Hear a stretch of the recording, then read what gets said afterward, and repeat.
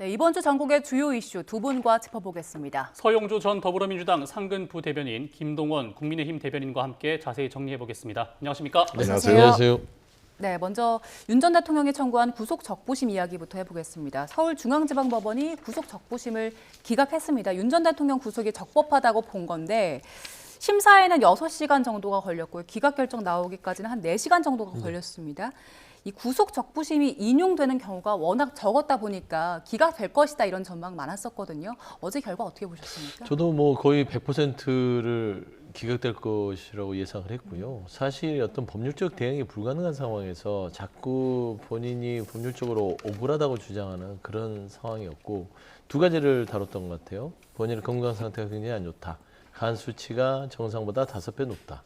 그다음에 어떤 재구속의 어떤 사항 자체, 형법 이게 208조죠. 재구속 제한 규정에 있어서 지금 특검이 본인을 재구속하는 부분들은 내란 행위로 이미 구속됐다고 풀려났는데 그 부분의 연장선상에서의 혐의로 구속을 했기 때문에 형사소송법 208조를 위반한 것이다. 그렇기 때문에 나를 풀어달라. 이 주장을 했는데 사실상 법원은 이 부분에 대해서 하나도 받아들이지 않은 것으로 알고 있습니다. 그래서 사실 특검 측의 어떤 여러 가지 설명에 대해서 다 수긍을 했고요. 좀 덧붙이자면 수사기관이 구속을 했다가 직권으로 풀어주고 나서 다시 직권으로 잡아들이는 수사기관의 어떤 그런 어떤 권한 남용을 막기 위한 취지로 재구속에 제한을 두는 것이지 사실상 이게 내란 혐의에 있어서의 추가 혐의 아닙니까? 그 특수고무집행 방해죄, 권리남용에 대한 방해, 권리남용 방해에 있어서 그런 부분들을 계속해서 주장하기 때문에 솔직히 몸이 아프면 구속 적부심이 아니라 구속 집행정지를 신청해야 되는데 지금 사실상 그냥 법률적으로 할 수 있는 건 다 하는 상황이다. 그래서 저는 어제 기각은 당연한 결과라고. 말씀하신 것처럼 이제 특검에서는 구속영장 이번에 청구하면서 혐의를 조금 더 보강을 했죠. 대변인께서는 어제 결정 어떻게 보셨습니까? 예, 저도 뭐 충분히 예상했던 결론인데요. 이게 구속 적부심이 지난 2년간 통계를 보면은 6.8%, 지난해는 7.8%, 약 10%가 넘지가 않습니다. 이것이 인용이 될 가능성은 거의 없다고 보는데 가장 크게 인용이 되려면 즉 구속을 다시 풀어줄 경우에는 그동안의 상황 변화가 있어야 되거든요.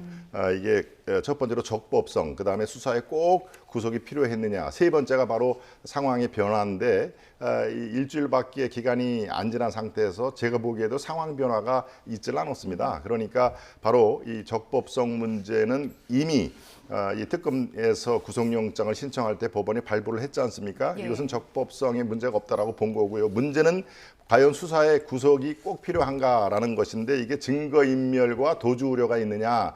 윤 전 대통령의 변호인 측은 대한민국 대통령이 도피를 어디로 하느냐, 도피할 우려가 없다. 그리고 증거인멸할 아무런 우리는 준비가 없다라는 것을 계속 강조를 했습니다만은 최근에 어떤 그 부속실장이라든가 연이어서 말을 바꾼 상태가 있습니다.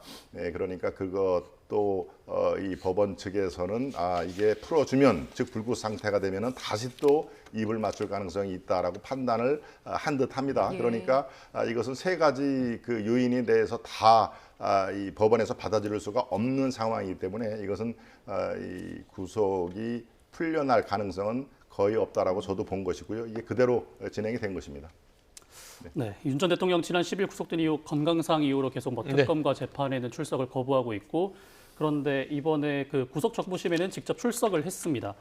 조사에 앞으로 이제 응할 것인지 또 이게 조사에 계속 불응하게 되면은 특검은 앞으로 어떻게 대응할지도 좀 궁금하거든요. 조사에 응하지는 않을 것 같아요. 이제 재판도 출정하지 않겠다라고 얘기하는 걸 보면 사실상 대한민국의 법치에 대해 전면 부정하는 파렴치범으로서의 어떤 방향을 잡은 것 같습니다.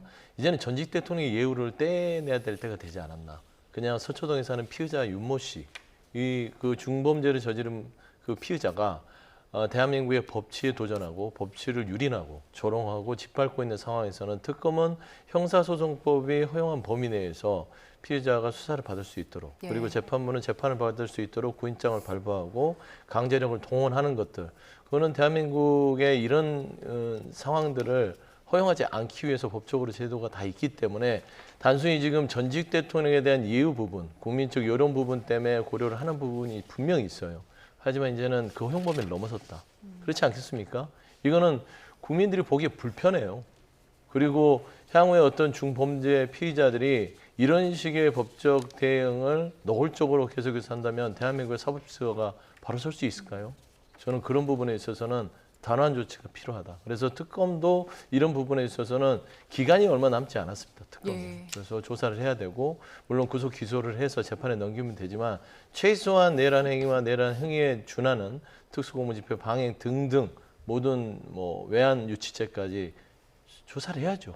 예를 들면은 조은석 특검이 사초를 기록하는 심정으로 이 특검을 하겠다고 했으니 불러서 묵비권 행사하더라도 그 어떤 대한민국의 중범죄를 저지른 전직 대통령에 대해서는 분명하게 조사를 통해서 기록을 남겨야 된다. 저는 그렇게 좀 말씀드리고 싶습니다. 네, 그런데 윤 전 대통령이 그 구속된 이후에 계속해서 특검 조사 한 3차례 정도 불응했잖아요. 그렇습니다. 그리고 구치소 측에 좀 요청을 해서 데리고 와달라 했지만 그것도 쉽지 않았거든요. 그럼 앞으로 특검 쪽에서는 어떤 방식으로 윤 전 대통령 조사를 할까요? 아니면 바로 기소할 가능성도 있다고 보세요? 네, 저는 두 가지가 다 상존을 하는데요. 일단 한 차례 정도는 더 강제 구인 시도를 할 것입니다. 그것을 이제 우리가 인치라고 하죠.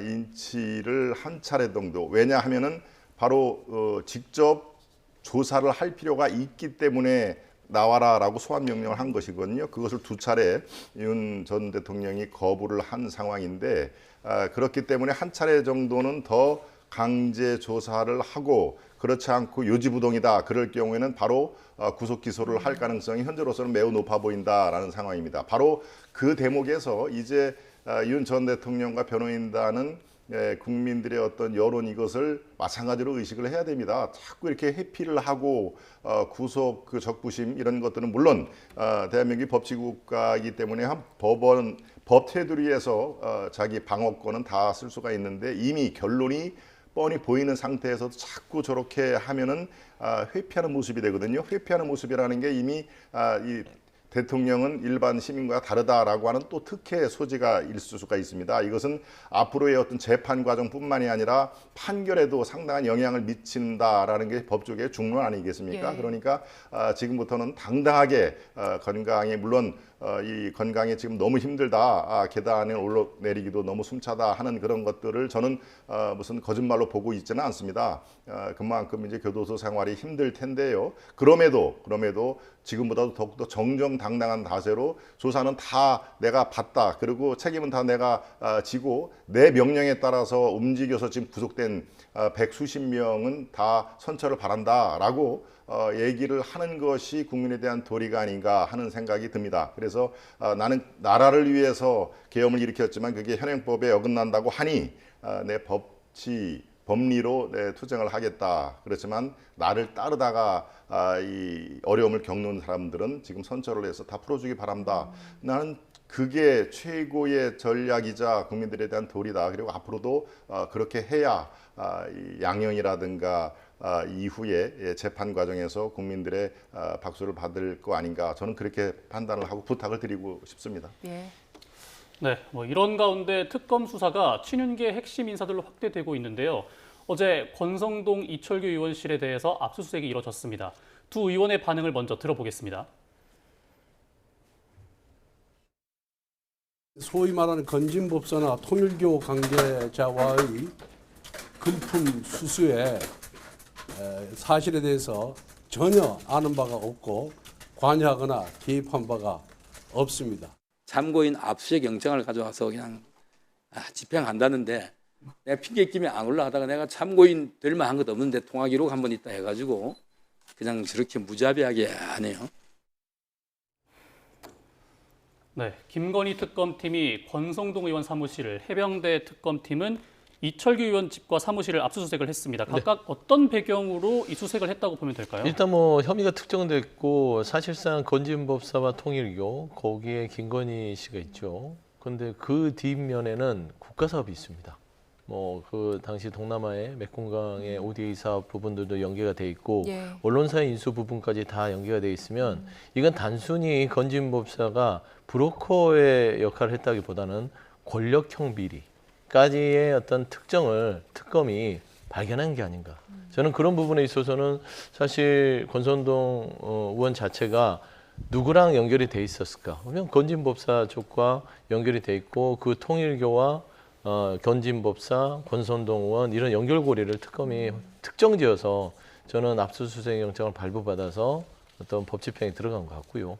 이철규 의원 자체는 저도 좀 놀랐던 게 차라리 이철규 의원이 뭐 김건희 특검에서 뭐 공천 관련된 거라든지 여러 가지 뭐 김건희 씨의 권력형 비리 사항에서 나올 줄 알았더니 최희병 특검 쪽에 나와서 특검에서. 놀랐는데 상당 부분을 확인해 보니까 당시 임성근 사단장의 구명 로비에 본인과 또 특정 종교 단체의 어떤 그 장과의 어떤 통화 기록 자체가 확보돼서 전방위적으로 임성근 사단장의 어떤 구명 로비가 당시 이루어지지 않았냐라는 부분들을 확인하기 위해서 이철규 의원은 참고인 자격으로 사실상 이제 피의자성 참고인이라고 볼 수 있겠죠. 그런 자격으로 지금 검찰이 수사를 하는 것이고 압수영장을 발부받아서 하는 것이기 때문에 본인들을 한번 돌이켜보시면 좋겠어요. 예전에 이재명 대통령이 대표 시절에 떳떳하면 수사 받아라, 떳떳하면 재판 받아라 했던 말을 기억하시고 떳떳하면 수사에 임하시는 거. 그게 또 본인들이 말한 거를 지키는 일 아니겠나 싶습니다. 예. 어제 이렇게 특검이 권성동 의원 그리고 이철규 의원 대해서 압수수색을 진행했고 그 전에는 윤상현 의원이랑 임종덕 의원도 압수수색을 받았고요. 네. 윤한홍 의원도 소환 통보를 받은 상황이거든요. 그렇습니다. 네. 지금 국민의힘 의원들 전반적으로 좀 이렇게 분위기가 어떤지 궁금해요. 내부 목소리 어떻습니까? 분위기가 좋지는 않겠죠. 예, 뒤숭숭하다는 표현이 적합할 듯한데요. 그렇다고 뭐 모든 의원들 또 당협위원장들이 벌벌 떠는 그런 분위기는 아닙니다만 지금 우리 앵커님께서 말씀하신 그분들의 공통점이 이른바 구주류들입니다. 네. 그러니까 그 당시에 1년 전, 2년 전에 지금 특검에서 주의 깊게 바라보는 그 사건들 그리고 각종 활동들에 대해서 상당히 주역으로 활동한 분들이기 때문에 저 특검의 이른바 조사 범위 안에 들었다라고 생각을 하는데요. 그럼 어찌 보면은 당연하다고 볼 수도 있겠습니다만은 본인들은 정당한 그 의정 활동이고 당직을 맡아 있기 때문에 당직에 관련된 이 활동을 한 건데 그거를 지금 마치 범법자로 취급을 한다. 그래서 아마 이게 야당 탄압이라는 전체 큰 프레임에 이게 다 적용이 된다라고 하는 의미에서 다른 의원들과 당협위원장들도 긴장을 하는 것만은 사실입니다만은 지금 문제는 지금 이철규 의원이 얘기를 했죠. 이게 지금 피의자가 아니라 참고인이라고 얘기를 하면서 들어오는 그 압수수색의 강도가 이거는 상상 초월이다라고 했는데 이거는 제가 직접 제가 아주 가까이 지내는 당협위원장 저도 물론 충북 청주의 당협위원장으로 있기 때문에 그 상황을 잘 압니다만은 그분도 당협위원장으로서 어떤 역할 때문에 참고인 조사를 받았는데요. 이 압수수색의 강도가 상상을 초월하다. 그냥 단순히 그 당시에 뭐 했습니까? 라고 하는 게 아니라 집, 사무실, 휴대폰뿐만이 아니라 생각을 못할 정도의 다 올가매는 상황이기 때문에 이거는 특검 측에서 상당한 그 시간을 두고 조사 대상, 피의자, 참고인 이거는 할 거 없이 고강도의 조사가 들어간다라는 것을 제가 확인시켜 드리겠습니다. 그런 의미에서 국민의힘에 관련된 이 의원들이라든가 당협위원장은 지금 그거에 대해서 나한테도 곧 참고인 출두가 올 수가 있다라는 의미에서 제가 아까 뒤숭숭이라는 표현을 썼는데요. 지금 뭐 그런 상태로 돼 있고요. 거기에 연관이 없는 분들은 당의 미래를 지금 걱정을 하는 거에 대해서는 공통점이 있습니다. 네, 그런가 하면 어제 민주당 이성윤 의원은 헌법재판소가 위헌 정당 해산 결정을 내렸을 때 해당 정당 소속 국회의원의 자격을 박탈하는 내용의 법안을 발의를 했고요. 또 앞서 정청래 의원과 박찬대 의원도 각각 이 헌법재판소법 개정안과 내란 특별법을 발의를 했는데 이게 일련의 좀 흐름이 있는 법안이라고 좀 봐도 될까요? 대비를 하는 법안이라고 봐도 될 거는 같은데 이게 뭐 민주당 당론으로 추진되는 건 아니고 개인 의원들의 생각에서 나오는 뭐 법안이라서 이 부분에 대해서는 뭐 크게 어떤 논평할 건 없네요. 사실 국민의힘의 처지가 지금 보면 내란 혐의로 지금 여러 가지의 그 사태 속에서 조기 대선에 패배를 했고 그 내란 우두머리 혐의자가 계속해서 전직 대통령으로서 법치를 위린하고 있고 민주주의 헌정 질서를 부인하고 있는 상황에서 전환길 씨라는 그런 윤 전 대통령을 동조하는 사람까지 받아들이고 친윤 그룹들도 스스로 탄핵 반대에 대한 당론조차도 처리하지 못하는 상황에서 위헌성에 가까운 일들을 계속해서 머금고 있지 않느냐는 측면에서는 사실 자성하라는 입장에 민주당 개개인 의원의 법안 발의지 않을까. 사실 이렇게 되는 것은 대한민국의 비극이죠. 그래도 보수의 전통적인 그 영역을 지탱해왔던 공당이었기 때문에 더더욱 그 안에서 자성해서 바꾸면 좋을 텐데 외부적인 수술을 통해서 위원정당으로 해산이 되고 보수가 다시 새로운 정당을 세울 수밖에 없는 상황이라면 그거는 국민의힘의 어떤 책임인 것이지 민주당의 어떤 개개의 의원들의 법안으로 그게 뭐 성립되지는 않을 것 같다라는 차원으로 좀 봐줬으면 좋겠습니다. 전환길 씨가 일단 입당을 할 때 그 서울시장으로 입당을 했기 때문에 중앙당에서는 몰랐다고 하는데 추후에 알게 된 뒤에 지도부에서는 출당에는 선을 긋고 있는 것 같거든요. 근데 어제 전환길 씨가 서초동 집회에서 그 국민의힘 전당대회에서 윤 전 대통령 지지하는 후보가 없으면 당대표 출마할 수 있다라는 뜻을 밝혔습니다. 실제로 출마할 수 있는 겁니까? 출마를 할 수는 있습니다. 최고위원이라든가 당대표를 하면은 일정 부분 수천만 원에 해당하는 기탁금을 내면은 누구라도 이 출마를 할 수는 있습니다. 현실적으로 생각을 해보면은 글쎄요, 본인이 최고위원에 출마하겠다, 당대표에 출마하겠다라는 것은 선언적인 의미에 불과하다. 실현 가능성 그리고 말씀드린 대로 출마까지는 누구나 할 수가 있습니다만은 글쎄요, 당선이 돼서 이 이른바 최고위원 회의에 참석할 정도로 최고위원이나 또는 당대표로 활동을 할 가능성은 현재로서는 저는 없다고 봅니다.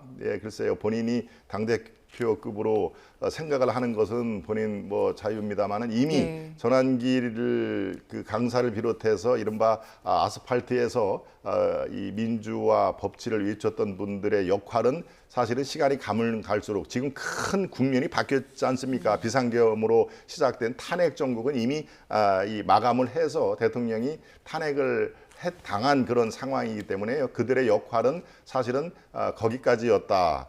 그래서 지금 현재의 민주당의 상대를 할 수 있는 유일한 보수 정당인 국민의힘에 들어와서 그분들의 차지하는 공간은 매우 적다라고 생각을 합니다. 그리고 잠깐 말씀을 제가 거들자면은 중앙당이 신청을 했기 때문에 반대죠. 그런데 이 입당은 입당 그 온라인으로도 하든 아니면 이 종이로 써서 하든 그것을 밝힐 수는 없습니다. 더더군다나 이분은 전환길 씨라는 게 본명이 아니지 않습니까? 그러니까 누구도 이미 열흘 전에 입당을 했다는 것을 거를 수가 없는 상황이고요. 누구나도 다 입당 원서를 쓰면 입당이 되는 것입니다. 나중에 이분이 지금까지 지나온 전력이 당원 당규에 크게 어긋났던 행동을 했다. 그래서 당원으로서의 적합하지 않다라고 하면은 그것을 별도로 심사를 하는 거면 되죠. 왜 열흘 전에 못 걸러냈다 하는 얘기는 성립이 안 됩니다. 누구나 다 들어와서 나중에 이게 불거지면은 심사를 하는 것이기 때문에요. 바로 그런 점에서는 입당 자체를 막을 필요도 없고 막을 장치도 없다라는 것을 제가 분명히 말씀을 드립니다. 자, 저희 이번엔 청문회 얘기를 좀 해보겠습니다. 어제가 인사청문 슈퍼위크 마지막 날이었는데 일단 윤호중 장관 후보자는 여야 합의로 인사청문 보고서가 채택이 됐기 때문에 차치하고 정은경 장관 후보자 얘기를 좀 해볼게요. 그 배우자 주식 투자나 농지법 위반한 혐의 위반이 관련된 논란이 있었는데 어제 청문회 통해서 어느 정도 소명이 좀 됐다고 보세요? 저는 뭐 국민적 눈높이에서는 꽤 많이 소명이 됐다고 봐요. 그러니까 우리가 뭐 마치 정은경 후보자의 배우자가 정은경 후보자와 예를 들면은 정보를 공유해서 주식을 막 매입하고 그 주식을 사고 팔면서 엄청난 이득을 취했을 것이다. 이 상상력으로 지금 접근한 거거든요. 근데 사실 정은경 후보자는 얘기를 조목조목 하겠습니다. 예를 들어서 에탄올, 손소독제, 세정제를 만드는 회사 자체는 처음에 투자할 때는 주정회사였다.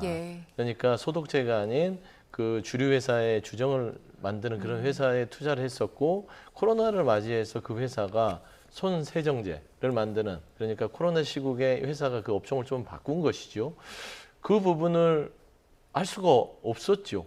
그리고 그 안다고 해서 그 당시에 이거를 처분을 할 수도 없었던 건 처음부터 주정회사에 투자를 했는데 이걸 갑자기 처분할 이유가 없었다. 하지만 좀 오해 소지를 한 거는 좀 여러 가지로 좀 부족했다는 것도 사과를 했어요.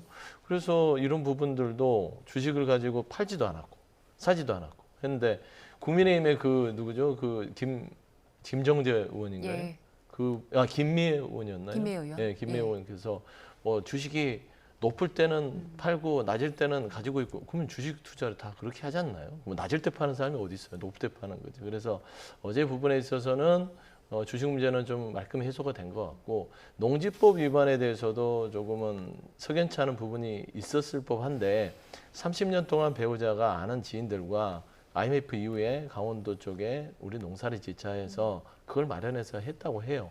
또 고백하는 것들이 자주 갈 때도 있었지만 자주 못 갈 때도 있었다. 네. 하지만 농사에는 진심이었고 농사를 지으려고 했다는 부분들을 보면 사실상 국민들이 이거 아닌 것 같은데 이거 변명 같아 해명 같아 우리 기준에 맞지 않아 라고 할 만큼의 어제 청문회의 소명은 아니었기 때문에 저는 보건복지부 장관으로서 지난 코로나 정국에서 질병관리청장으로서 각인되는 정은경이 복지정책, 의료정책을 잘할 수 있을 것이다. 국민들은 판단했을 것으로 네. 저는 봅니다. 정은경 후보자 청문회 일단 국민의힘 쪽에서는 어떻게 봤을까요?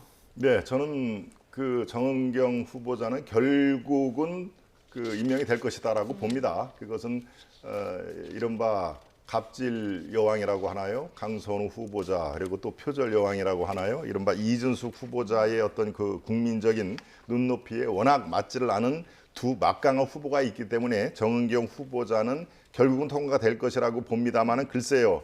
공직자로서의 적절성, 공직 마인드가 있는지 저는 그거에 대해서는 의문점을 여전히 갖습니다. 주식 좋습니다. 주식 뭐 이익을 남기기 위해서 투자를 하는 것까지는 좋습니다. 그리고 투기와 투자 사실은 뭐 종이 한 장 차이라고도 하는 주장도 있습니다만은 이분이 질병청장을 하기 전에 보건복지부에 관련된 그 일을 하고 있었습니다. 과장으로 있었을 때 이 마스크는 코로나가 발생되기 이전 상황이었다. 좋습니다. 인정을 합니다. 그리고 손소득제 지금 거론이 됐듯이 이 주정 회사인데 손소득제를 사업 추가를 한 것이다. 다 좋습니다. 그런데 왜 부인이 그런 그 공직자의 질병 관련 보건복지의 과장이 있고 질병청장으로 주 그런 관련됐는데 왜 그 하고 많은 우리나라 3, 4천 개의 회사 상장되는 회사 중에서 왜 그 회사들 굳이 샀을까요? 이것은 공직 마인드가 있는 걸까요? 없는 걸까요? 저는 당연히 없다고 생각을 합니다. 물론 이분이 장관까지 꿈을 생각을 안 했겠죠. 그러니까 그냥 내가 잘 아는 그 분야에 대해서 이거 괜찮아, 이거 괜찮을 거야 라고 부부간에 대화를 했겠죠. 다 좋습니다.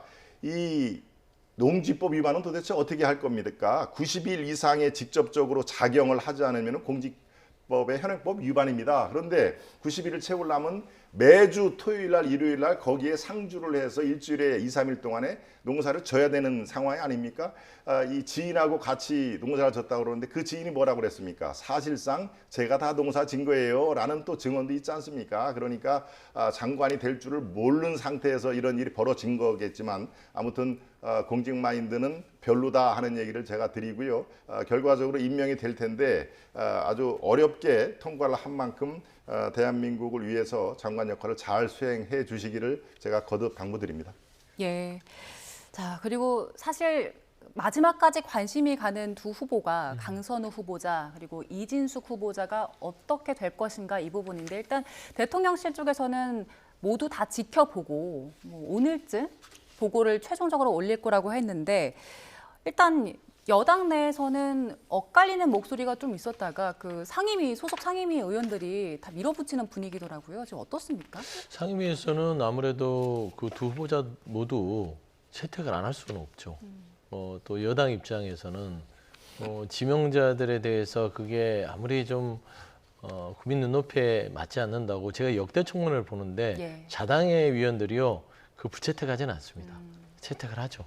다만 이제 중요한 거는 두 가지의 결단이 남은 것 같아요. 후보자들의 결단과 인사권자의 결단이 남았겠죠.